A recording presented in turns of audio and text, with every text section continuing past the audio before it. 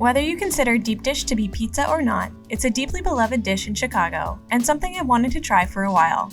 After lots of research, I think we figured out the key to a good deep dish pizza.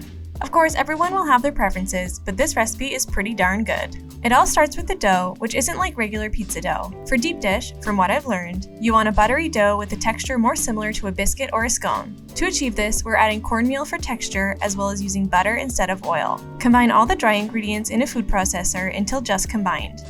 Next, add your sliced cold butter and blend again until the butter is broken up and it has a crumbly texture, like this. Turn the processor back on and slowly drizzle in warm water. The dough will start to come together quite quickly now, so be careful. It might knock your processor around a bit once it's formed into a ball. Place the dough in a bowl, cover, and let rise somewhere warm for 90 minutes. While the dough rises, it's time to make the sauce. For this, you want to use good quality tomatoes. San Marzano if you can find them, and make sure they are whole. Since we're only adding a few other spices, you really need flavorful tomatoes to shine through. Mash the whole tomatoes to your desired chunkiness. We decided on a smoother sauce than some may prefer, but by all means, leave it chunky.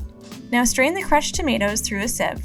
We're not using the juice, but you can use it for another recipe that requires tomato juice. Add the strained tomatoes to a bowl, then pour in salt, sugar, pepper, dried oregano, and red wine vinegar. Just give it all a mix and the sauce is done. Once the dough has risen, remove from the bowl and form into a ball by tucking the edges in, then flipping over and rotating the ball on your working surface to smooth it out. Place in a greased bowl, cover, then place in the fridge to cold rise for another hour. This cold rise helps to make the crust flaky and tender. Once it's done chilling, roll the dough out on a lightly floured surface into a rough circle that is slightly larger than your cast iron skillet. We're using cast iron because it transfers heat very well, which results in a crispier crust. Pour a generous amount of oil into the skillet. It seems like too much, but just trust me on this one. Once it's spread out evenly, sprinkle in a light coating of Parmesan cheese. Now you can lay your dough into the pan, then gently press up and into the edges of the skillet. Be gentle so you don't rip or overwork the dough. Deep dish is known for cheese, and you're going to need a lot of it.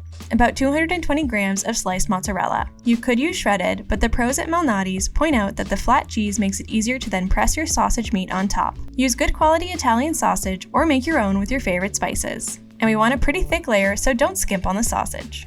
Finally, scoop on your sauce, spread it out, then sprinkle the top with more Parmesan, and place in a 425-degree oven for 35 to 40 minutes. Deep dish is a whole meal in one slice. Definitely a hearty dish, but consider me a convert because oh boy was it delicious. Click on one of these other great videos and subscribe for more daily content.